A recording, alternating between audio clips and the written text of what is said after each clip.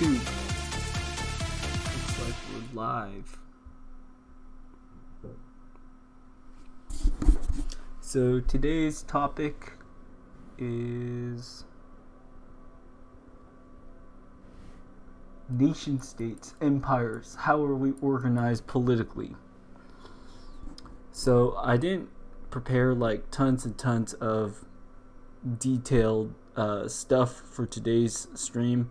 I think one of the problems with a lot of the social sciences and how people approach various topics is these areas are sectioned off as inaccessible with too much terminology, too much kind of barriers to entry, such that a lot of people might not even begin to look in or to understand these questions. Maybe something similar would be with law, for example. It's not just like you know the basic, well, most people, they just basically know what's legal and not legal, and then they follow the rules and operate within those constraints. But there's a legal profession because stuff is super, super complicated. And you could argue that's by design or whatever. We're not going to get into that. But that's just to say that a lot of people wouldn't casually learn things about the law because of this impression that it's just super complicated. Now, once people try to do something, like let's say you want to open a business or something, then you'll probably find out the necessary information or learn things about the law that are directly applicable to what you're trying to do. But just generally, like saying, what sort of legal system do we have? How does this compare to different models that are used in other places or in other eras, and so on and so forth? I think that that's kind of seen as a specialist topic in some ways. So here we're going to be looking at some political science topics, and I'll say I didn't major in political science or anything. Met a lot of people who have studied these things, but we're just going to be talking in very broad strokes about the world that we're in today, and look at is it an unusual situation? How does it compare to past eras? Are we in an exceptional time, or have things always been this way, and so on and so forth? Just getting a general overview.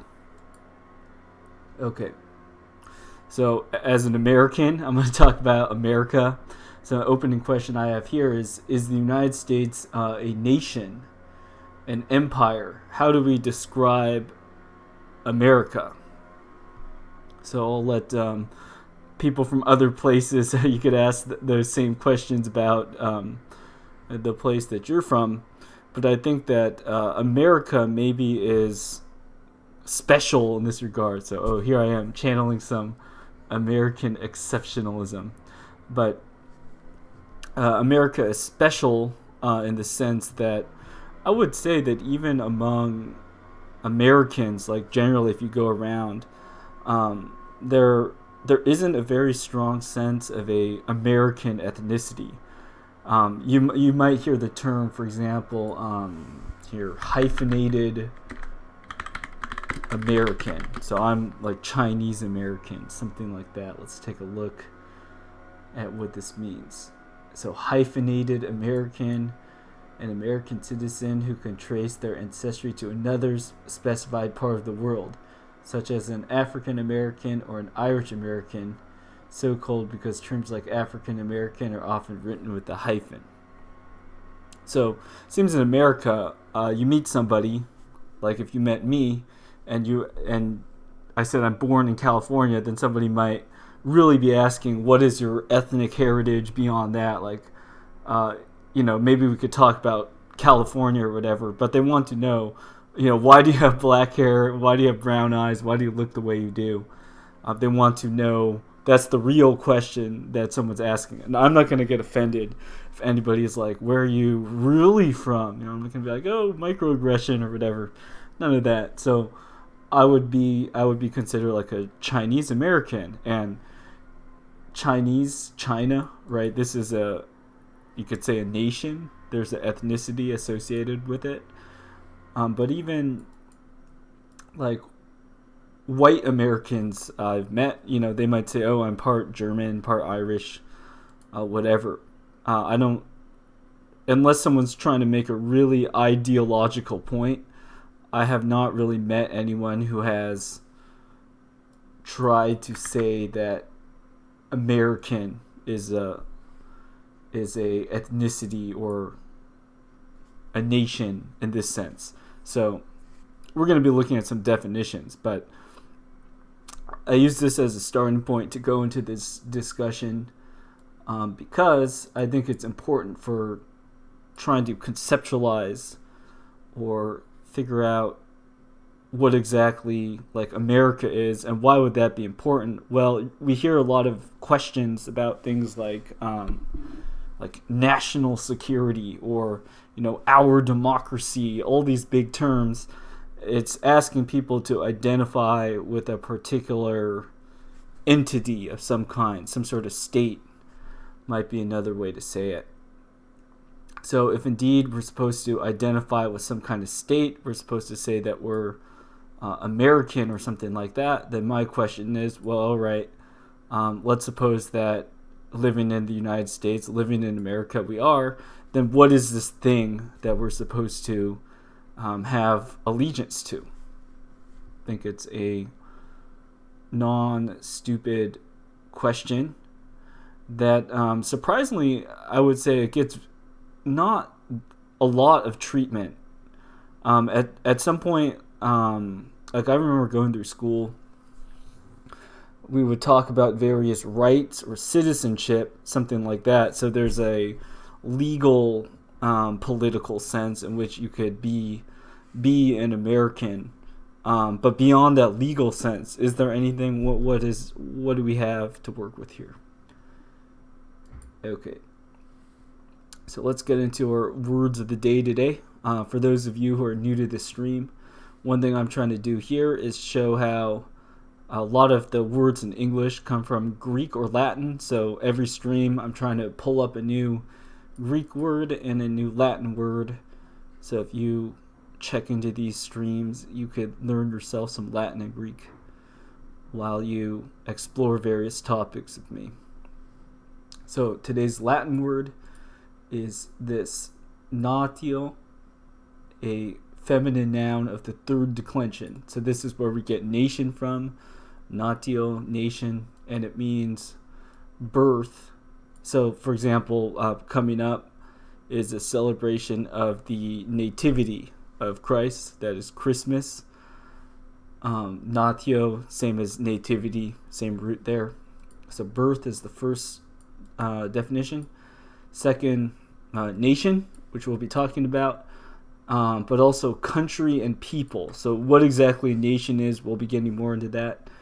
And then finally, third, we have a race or a class. And we could see how race, class, people, nation, all these ideas are often associated for the obvious reason that they're talking about groupings of people. So you might have like a particular group of people that are associated with a particular activity.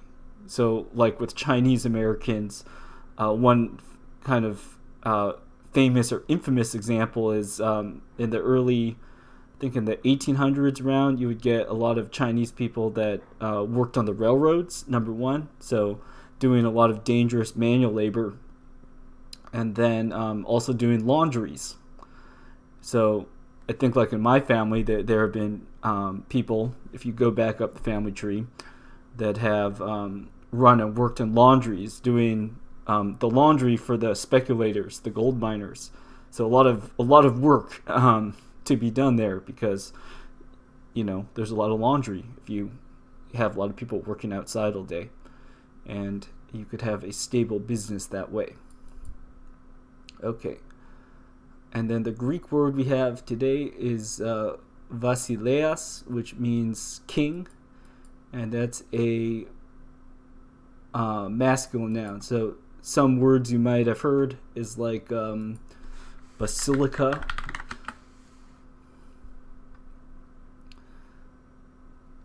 And I think the basilica, that word comes from βασιλέας, the Greek word for king. So we could actually look that up. Let's go to Wiktionary, and we could look up basilica. Yeah, borrowed from Latin basilica, from ancient Greek vasiliki, which has to do with kings and royalties. Βασιλέης, βασιλέας, some slight variations in the spellings for that. Cool. So let us return to our topic. So I just want to point out one thing about kings generally. So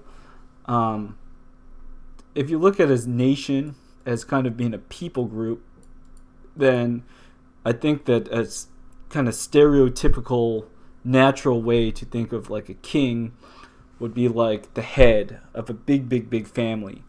So the nation is like a big family under the king. So it's like a natural family type of hierarchy. And this would be your sort of default model for organizing a large nation. And yeah, so I'll actually go to my next thing, the first part of my topic notes. One of the reasons I became interested in studying the East Asian languages, so I've studied Chinese, Japanese, Korean for many years now.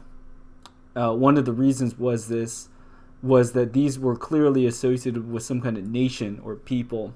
And you could contrast this with a global language like English, French, or Spanish. So being born in America, growing up speaking English, it was interesting for me to look at and think about these Asian nations and how they're more homogenous in certain regards. And with respect to like this king example I gave here, you'll meet a lot of, it's not just a stereotype, all right? You could meet a lot of Asian people that have the same last name. So what is one reason for that? Like, one very common name in Vietnamese, so I haven't really studied Vietnamese, but I've heard this, is this name, Nguyen. Oh, no, I don't. I searched Nguyen name, and then they give me Ho Chi Minh. Google, you need to you need to refine your searches. What if I'm just interested in not learning about a communist, but I just want to learn about the name? Okay.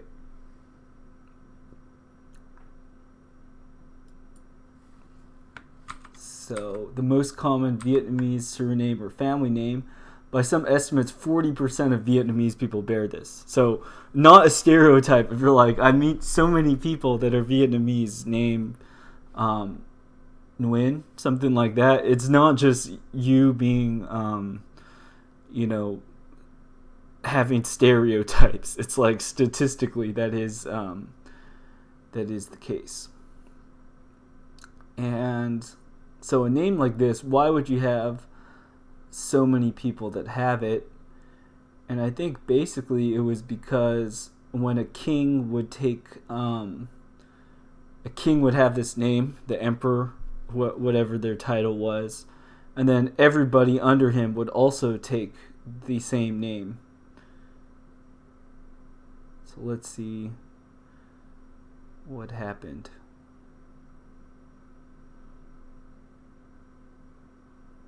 Alright, so a bunch of names I can't pronounce. But here you could talk about, it talks about like this name Tran. Seen that a lot with Vietnamese people. There's a Tran dynasty, a Ho dynasty, a Mac dynasty, and then the Nguyen dynasty. And then the descendants of some person will change their last name accordingly. So all these names here, these are like the last names of like all the Vietnamese people I've met. it seems like they would follow their king. So it would. That's just to say that the houses, clans, things like this could also be a natural way which people politically organize themselves, and it derives from family stuff. Okay, so here, there have been various points in Vietnam's history at which people have changed their family name to Nguyen. When the Lý dynasty fell in 1232, Tran Tu Do, who orchestrated its overthrow, forced Li's descendants to adopt the name due to the naming taboo surrounding. Okay, so I won't even try to pronounce all those words, but that's just to say that changing your name was a way of identifying who's in charge and your identification with the current power. Okay, so right, studying East Asian languages or Southeast Asian languages like Vietnamese, this was interesting to me because a lot of stuff like that would go on that we don't see so much in the United States. Maybe in Europe more so, but in the U.S. it wouldn't be common. For example, I don't know of anybody who has like changed their name to, like, I wouldn't call myself Alan Obama under Obama's presidency or something. I don't think that would be typical. Okay, so let's go down and look at a definition of a nation state. So this is just a definition from Wikipedia. A nation state is a political unit where the state and nation are congruent. It is a more precise concept than country, since a country does not need to have a predominant ethnic group. A nation, in the sense of a common ethnicity, may include a diaspora or refugees who live outside the nation state. Some nations of this sense do not have a state where the ethnicity predominates. In a more general sense, a nation state is simply a politically sovereign country or administrative territory. So like an example of a people group that's pretty big in California is like the Hmong people. And the Hmong people, there's not a Hmongistan. If you read this thing, it'll say it's probably going to talk about how they don't have a nation, but they are like a people group who have maintained lots of cultural stuff. So I'll just search the word nation.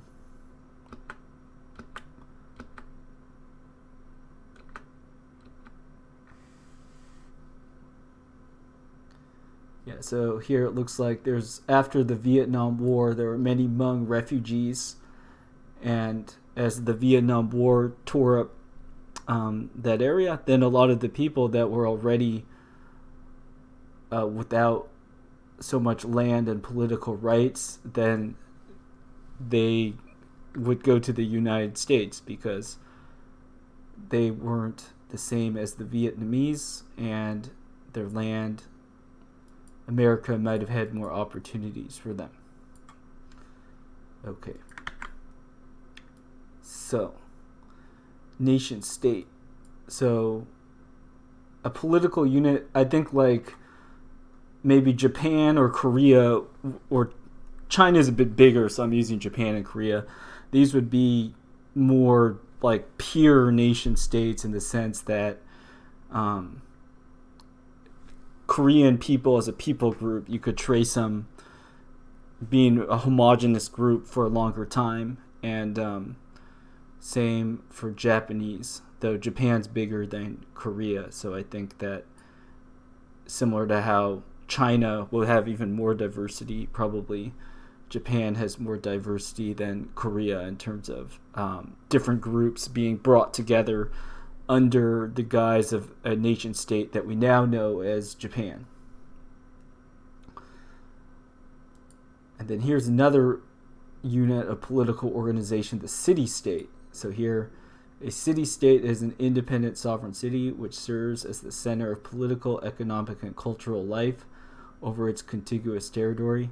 They have existed in many parts of the world since the dawn of history, including cities such as Rome, Athens, Sparta, Carthage, and the Italian city-states during the Middle Ages and Renaissance, such as Florence, Venice, Genoa, and Milan. So building off here, this city-state, I've heard people remark that modern nations like Greece and Italy are fake in the sense that these relatively new political entities are like, you had all this diversity, for example, with city-states, and then sometime in the 20th century, then suddenly they became unified in some type of movement. And yeah, when I first learned about this, just studying a bit deeper into world history, I was a bit surprised to learn how new a lot of the nations that we kind of take for granted are. Let's look at Italy. We'll look at Greece, for example. So we go to Wikipedia, check out Greece. So Greece as a country in southeastern Europe, and we could look when a country like Greece actually has its current government being founded. Okay, so the independence declared from the Ottoman Empire, and we'll be looking at empires, was the 25th of March, 1821. So it's a newer Greece, the country today, is newer than the United States. If we assume United States as the political entity we know today was kind of 1776-ish, then that would mean that Greece is a lot newer. And let's look at Japan, for instance. Nipponkoku. When was Nipponkoku founded? So if you trace the dynasties, it goes way back here. Wikipedia will list as far back as 660 BC. But if we look at the current constitution, so Japan, the nation we know it today, with its particular government, if we use that government to define Japan, then Japan is actually quite new, only in 1947. And let's look at South Korea as one more. And South Korea was established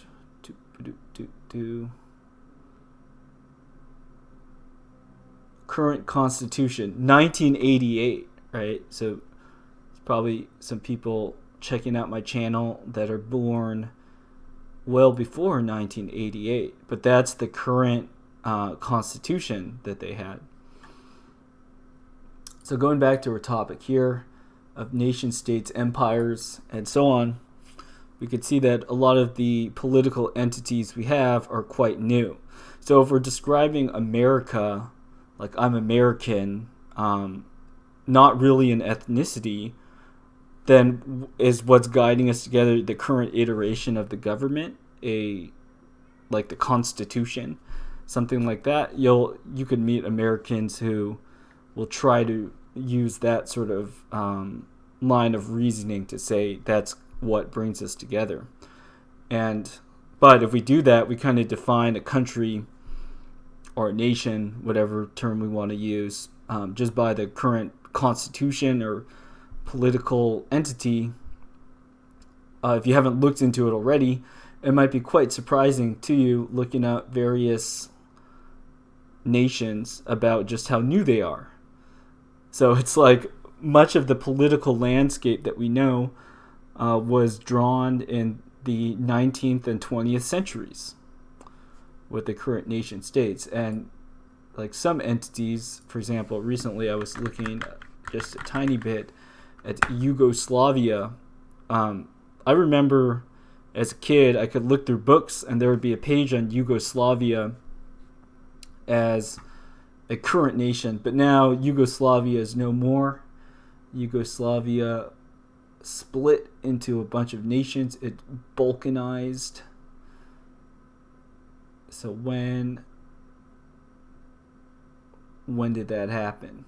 So it was created in 1918, so 20th century, and then it was even admitted to the UN in 1945. They got rid of monarchy, and then in 92 it disintegrated. So insofar as we classify our nations by their political whatever they are, like, oh, the free world, the democratic nations, looking at the history for all these things, we see that they're just blips. They're quite short periods of time that a lot of these nations that we're familiar with today have been around. And even like within my lifetime, your lifetime, we've seen some fall. Like, I think, is it South Sudan?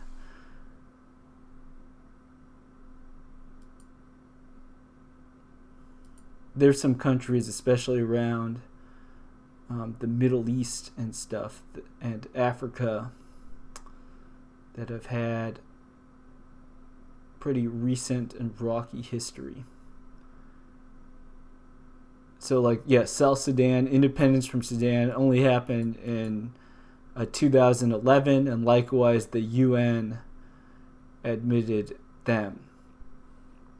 So I don't know, in the future, will people be taking classes on South Sudanese? But then maybe in the past, there was no country that called themselves South Sudan. Cool. So for me, this has always been an interesting sort of topic because, as I said, I'm Chinese American, and there's a sense in which Chinese ethnicity, right? You could go back thousands and thousands of years and see how that has been a coherent thing. But then, like, now we have a current iteration of the Chinese government, the Chinese Communist Party. But then, like, my family came to the United States to get away from civil war, to leave China when the commies were doing their commie stuff.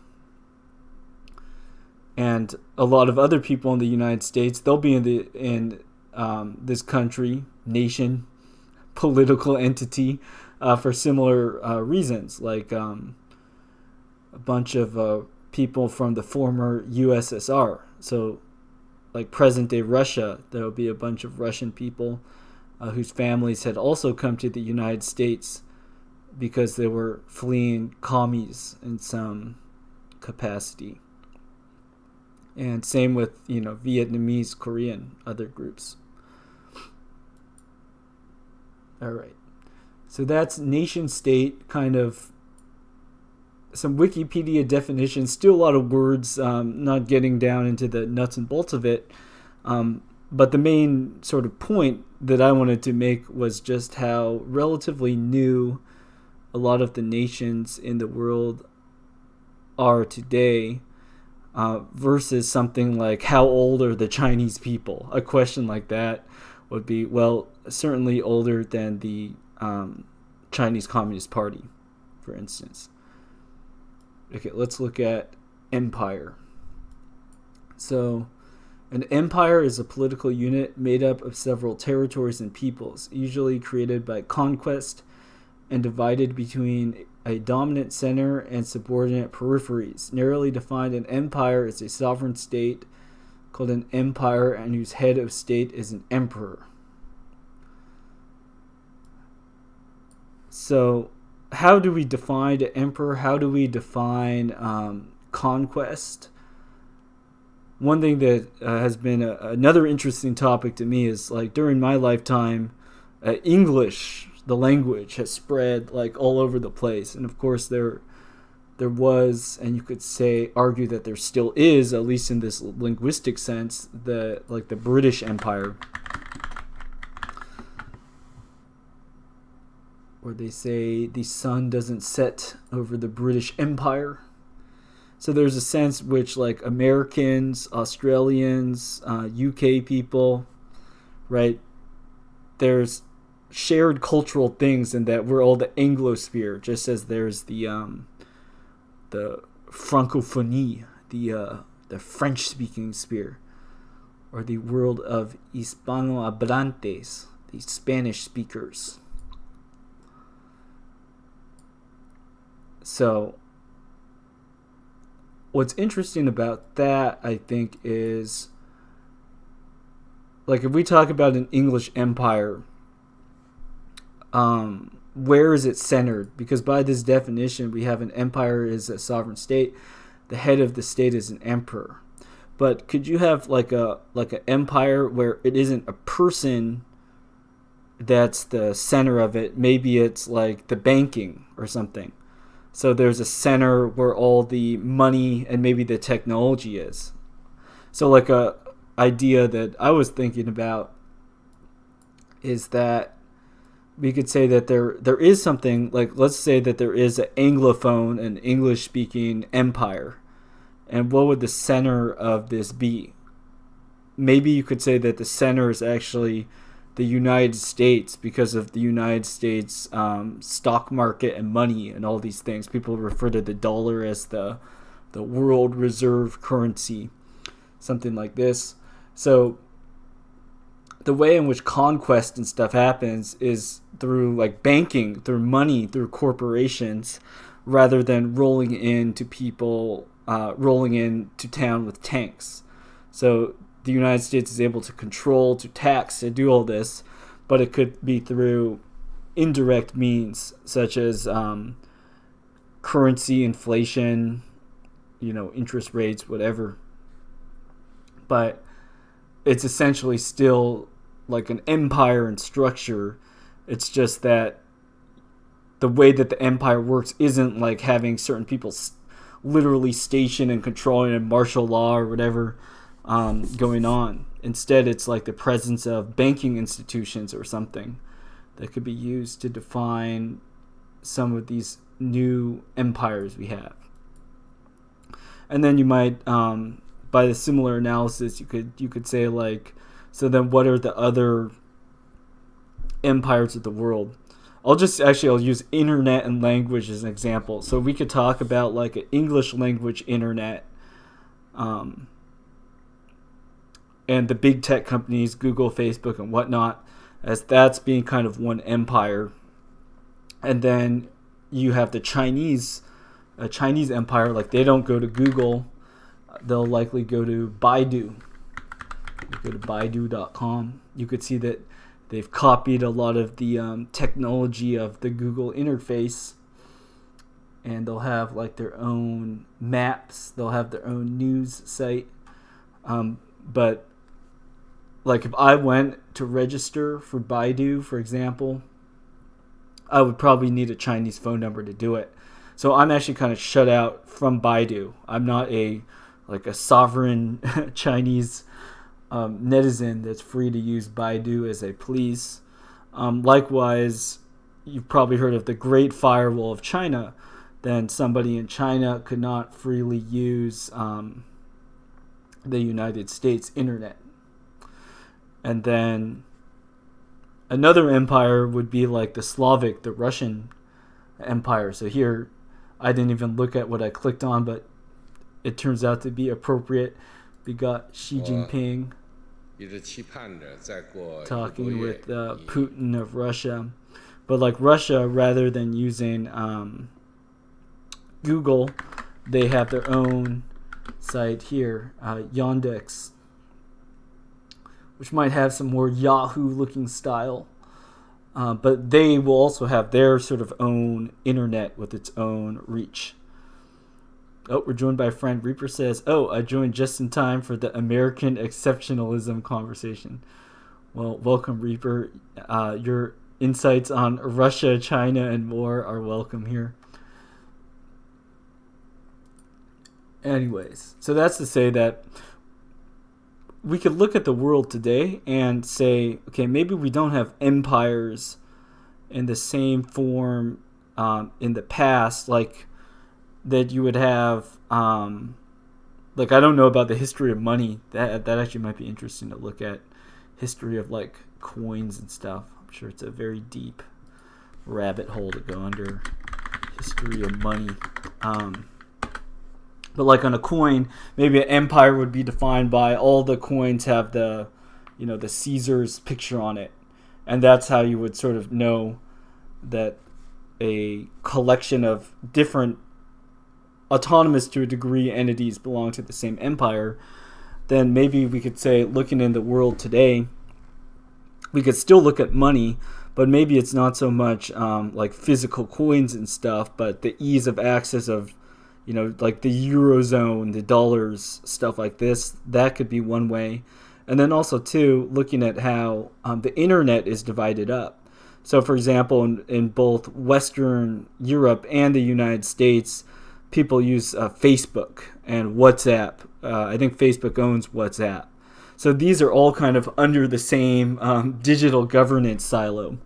Whereas if you're in China or you're in Russia, then they probably have different servers that's not Facebook. So as the American empire, we're being glued together with this digital duct tape called big tech. And then in these other empires, they have their own respective services and that function as, you could say, right, common medium of exchange for commerce, general communication, all sorts of stuff. Reaper says, we don't have an American empire because we decided it didn't sound good. People fight against empires, right? So I think we don't see America like branding itself proudly like, oh, we're the new American empire. We're Rome 3.0, something like that. Of course, that would make a lot of people feel uneasy because they would be like, well, Rome fell. Why would we style ourselves as the new Rome? If Rome fell, we don't want to fall. So clearly, as Reaper is saying, you don't want to call yourself an American empire and liken yourself to certain civilizations if you're kind of spelling out your demise that way. Reaper says, not saying you're an empire means there's less of a target. Meanwhile, we, meaning America, USA, kind of act like an empire. Indeed. Yeah, so I think that the United States is part of an empire. So what I'm proposing here is just look at how the world is organized politically. I'm suggesting, for instance, we could define one kind of empire, like what is the empire that we're a part of as Americans, okay? The administrative structure we're part of is that we're in the internet of like Google, Facebook, YouTube, the big tech. That's sort of it's like our international post office, something that's being used to glue a lot of us together. English is the main medium of exchange. Even like if you go to Western Europe or something, I think tons of people speak a lot of English there. And then you could say that like an empire here, the definition was talking about how there could be like a center and then you could go outwards, so several territories and people, a dominant center and subordinate peripheries. So I'm sorry, Canadians, Mexicans, others, if I'm offending you, but I'm calling you guys the border fringe people. So the United States, maybe especially like California, West Coast, New York, East Coast, this is sort of where the Anglo world is centered, controlled, where a ton of the money, technology, this sort of stuff is centered. And then you could look at like Latin America, Canada, and maybe even like Western Europe to some extent as being the kind of fringes of this empire. So maybe the empire used to be centered in Britbongland, the UK, but then the center of power from the 19th century shifted to the United States as the United States had dominant technology. and was able to take off and become a powerhouse in a way that Europe lags behind.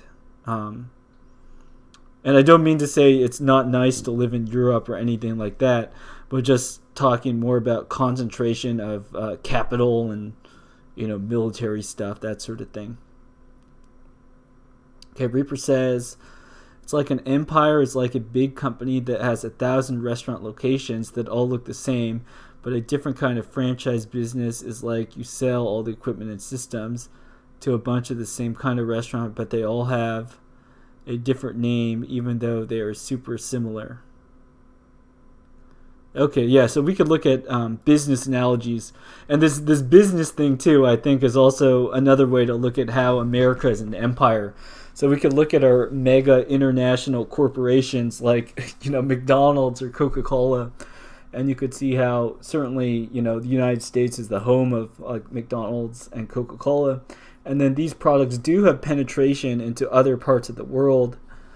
And you could analyze how that kind of reflects the degree of closeness to which periphery states might be allied with the main empire. So, for example, if you go to South Korea and Japan, you're going to see a lot more American consumer products than in China. And that is because South Korea and Japan are more allied with I'll just call it the American Empire than the Chinese Empire.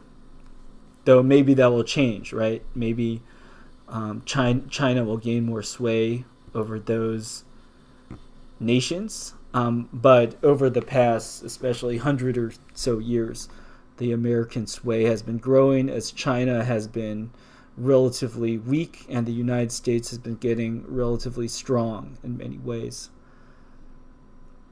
Reaper says, America is the second kind of empire. We sell democracy and a set of laws and banking and property rights to all kinds of countries that kind of convince themselves they will remain unique, etc. Yeah, so Reaper, I think as you've seen some of my other streams, you'll appreciate this point. So I think that another way to define the American Empire is through technique.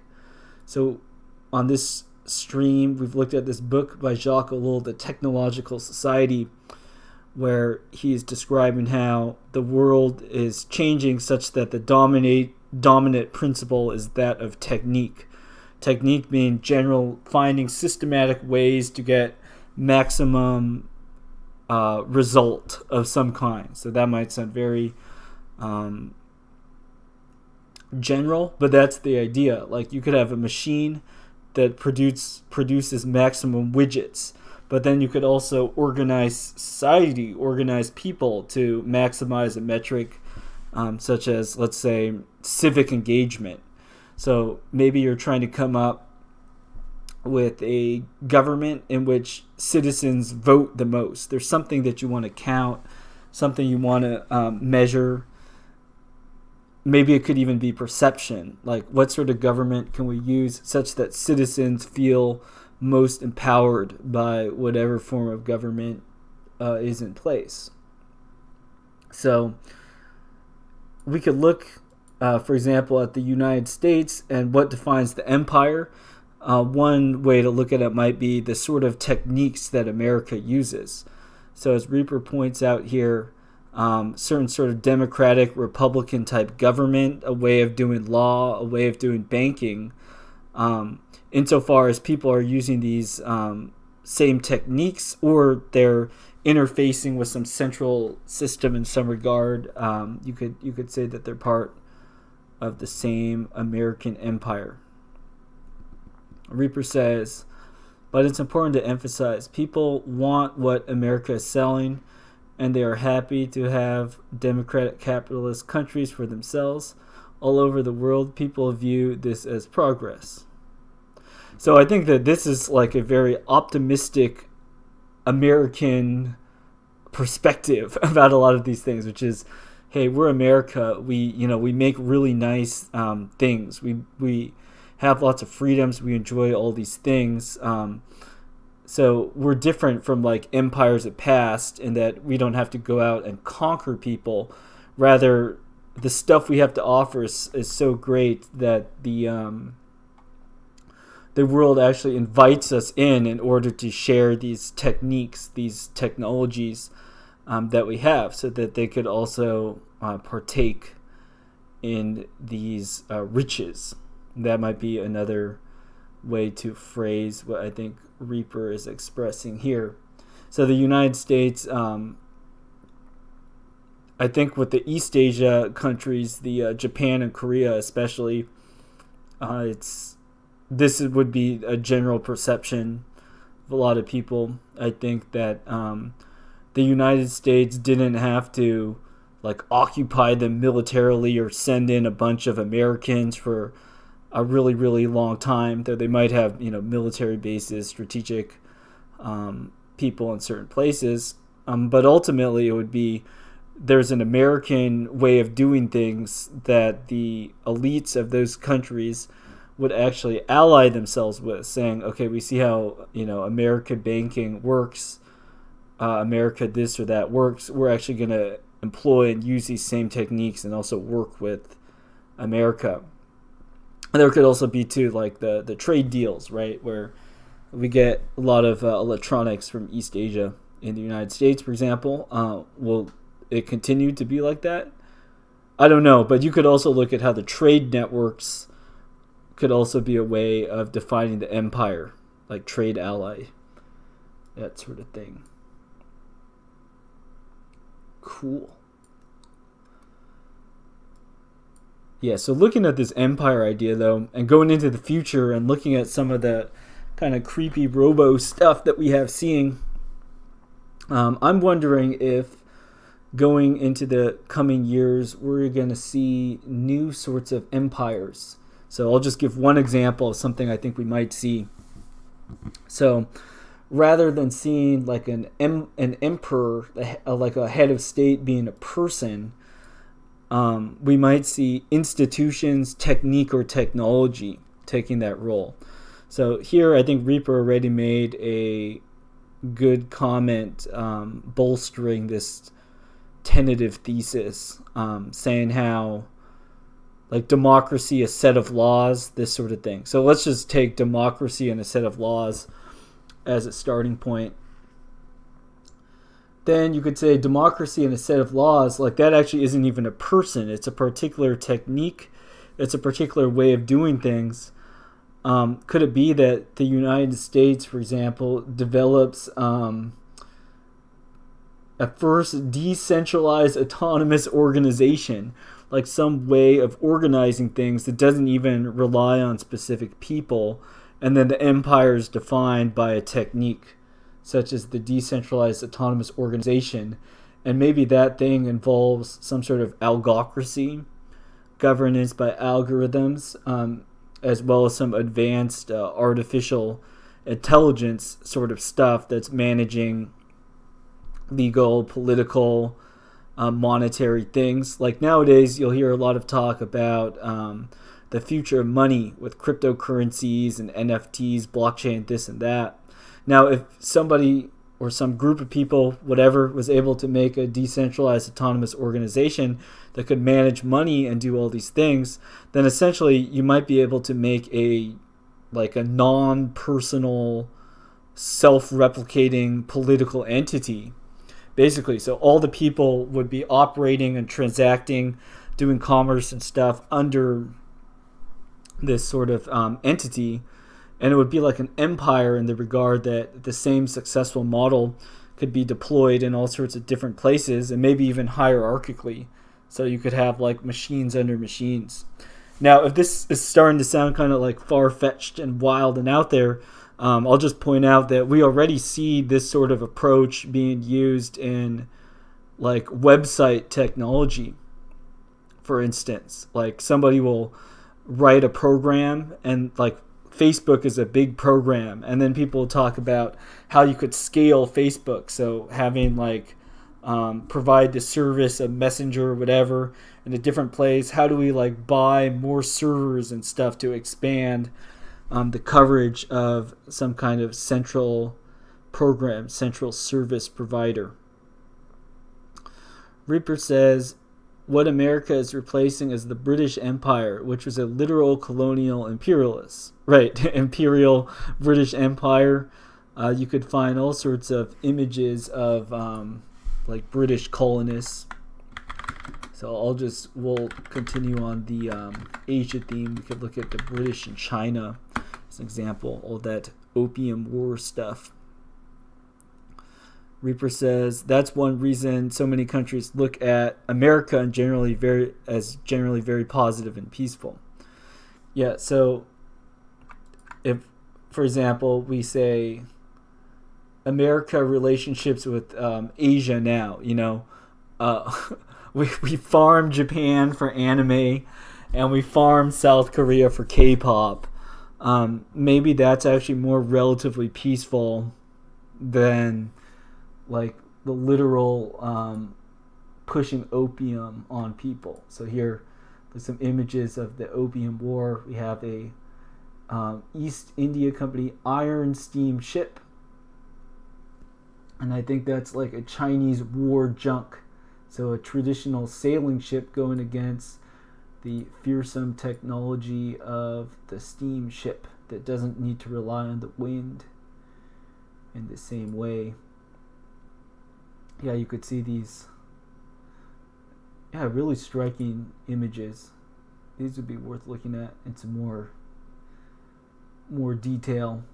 But going along with Reaper saying, for all the problems America has, then people might contrast the current state of affairs where like a British East India Company literally having a warehouse full of opium to push on the Chinese people so that the Chinese people become opium smoking addicted. So it seems something like maybe Facebook, as problematic as one might consider Facebook or something, it seems to be of a different character than opium. I think that's not too far-fetched to say. And we could just look at some images of like Europeans, and I think this is Japanese. Yeah, they're talking about how to divide up China.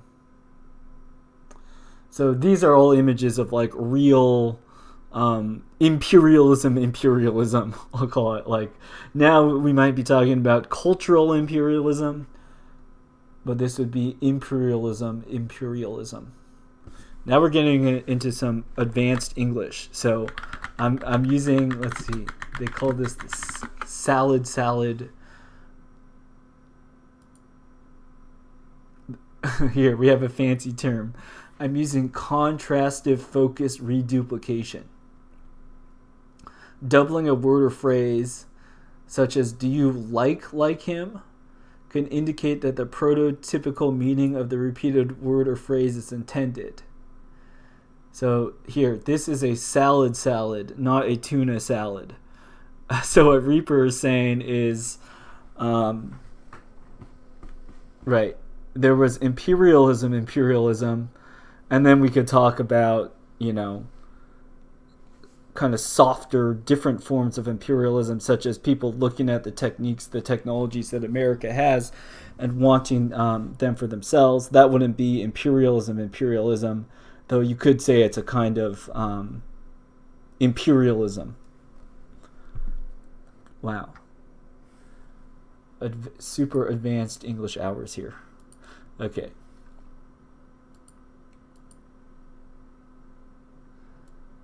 So, I found a cool map too while looking at this topic. So here, this large graphic, Empires of the Modern Era, 1492 to 1945. So we'll start looking at the America side.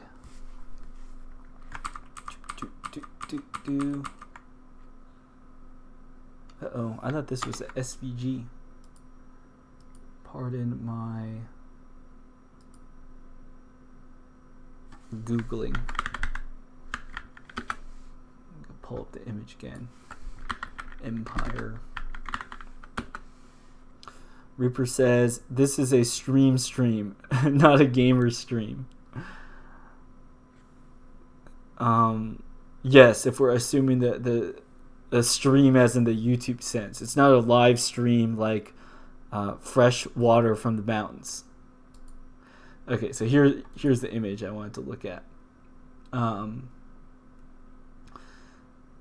So this is a map that's showing various empires through history. So they said, what, 1492 to 1945 or something. So here, for example, we could see that like California was a distinct entity.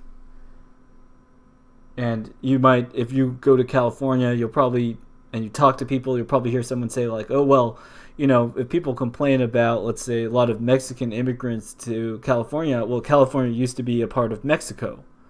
And that is true in the sense that, right, we had this continuum of this south of North America, right? So California and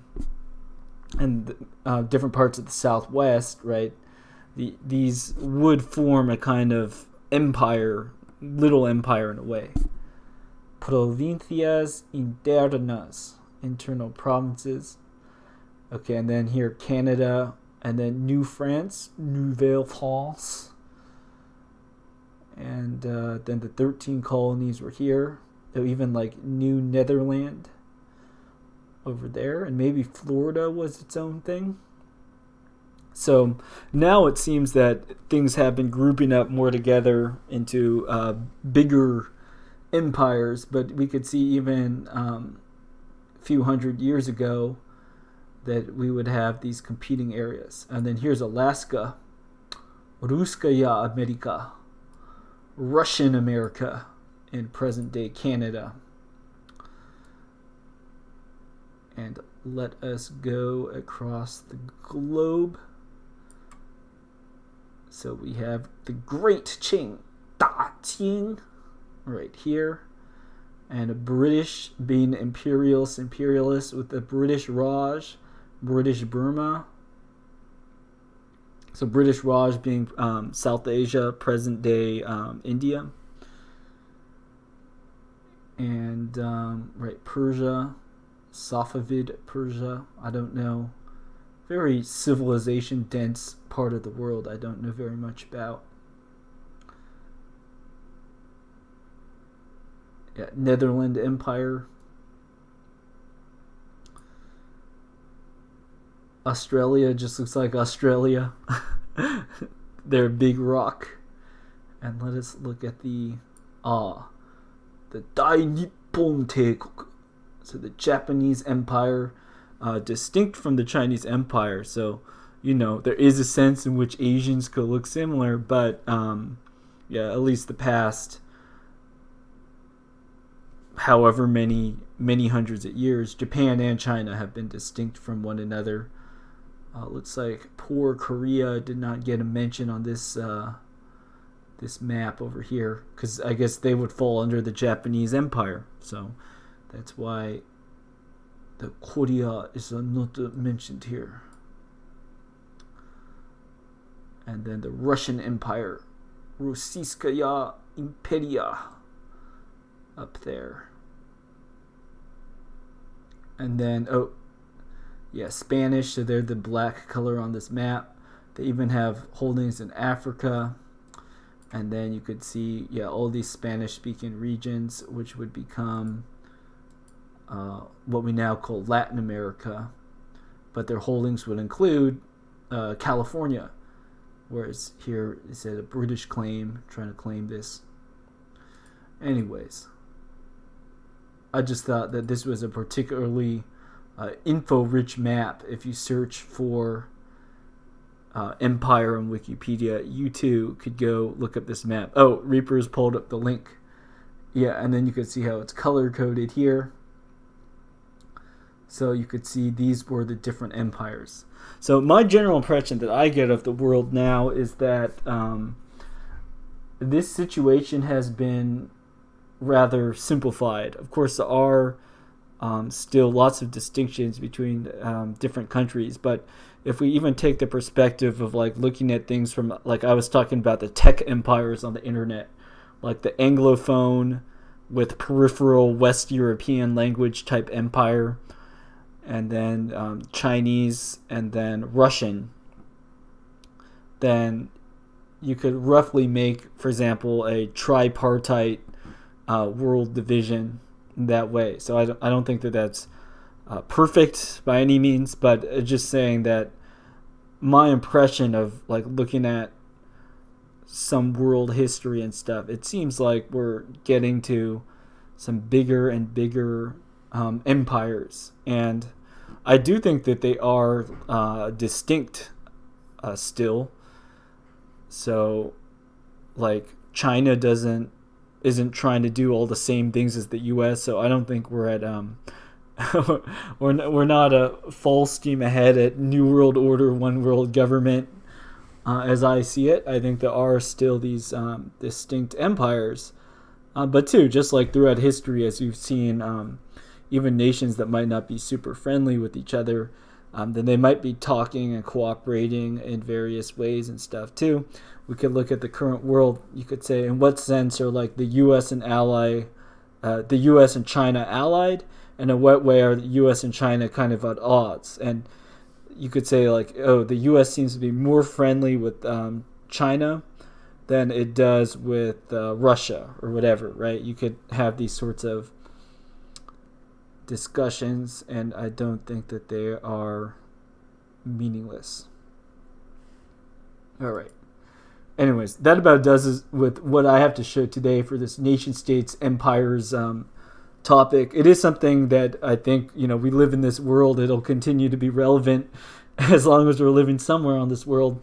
So if anybody finds anything interesting related to this topic, or it could even be like a concept or something that's like a useful model for looking at or understanding this, or like a cool map or infographic type thing, I'd be interested in looking at it, because it comes down to understanding, like I guess the big question is like, I want to understand my place in the world and my place in history, right? So if you're understanding your place in the world and your place in history, then to learn, at least in broad strokes and specifics for that which is immediately relevant to you, the general global layout of stuff, I think it's informative. And also too, like I was pointing out at the beginning of this stream, understanding things like this could be useful for also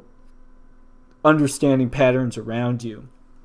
So I was talking about like Japanese, Chinese, Korean, and then I was also talking about like Vietnamese and Hmong. So why would I even like have looked at the stuff, have looked at these people groups? And it could be because these people like went to school with me.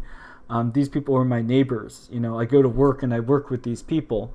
So to understand like, oh yeah, it seems like Chinese and Vietnamese have a similar story in this regard. That's why, they're grouped in similar areas in a Western country, and so on and so forth. By studying the history and looking at empire, nation state, things like this, we could all better understand not just our own place in history, but also like, why does the world look the way it does? Why do we have the people around us that we have around us and not other people? Like, okay, we're in California. Why are we speaking English and not Spanish, right? It's a question you might be interested in finding out about. Cool. All right, I think that, I'm not going to go into a sort of news review type thing today because I don't have anything really quick to share. But a lot of stuff to watch, to look at, especially as and another relevant thing too is looking at this topic. A friend of the show, Reaper here, sometimes makes fun of me and saying like, oh, Alan, why don't you just leave California? It seems like you might fit better in living somewhere else that's not California. And typically the response I'll have to that is, well, I mean, I think that running away from California, it's not like the problems in California aren't going to be exported elsewhere. So if I left California, went somewhere else, and then in a year the same problems from California were there, then, you know, what good was it leaving California? So I'm not planning on leaving California anytime soon. Though, you know, who knows what will happen. But that would be another reason to be looking also at this topic of nation states, empires, and so on and so forth, right? If you were to have something to build, whether it's like building a family, building your business, and so on and so forth, understanding where the places where opportunity is would be useful for doing that. And then also too, you could come to a conclusion like what I was just saying, where it's saying, okay, well, if I'm just doing something on the internet mainly, it actually doesn't really matter so much what I'm doing. So if I'm already born in a place and I already have some roots and connections in a place, then the grass isn't greener on the other side. I don't even need to move. So that might be the conclusion you come to. But researching and looking at nation state, empire, and so on and so forth could be useful for somebody making some decision, looking at what sort of places are available, what moves are possible, and then plotting course appropriately. Indeed, that is how the United States, a relatively new nation, only exists because people decided to go from one place to another. That's why it's the so-called the New World, because it was new to a lot of people. All right. I think that about does it for this stream. Thanks for all who checked in and joined, and like, subscribe, do all the YouTube stuff, and also let me know if you find anything related to this topic, which I think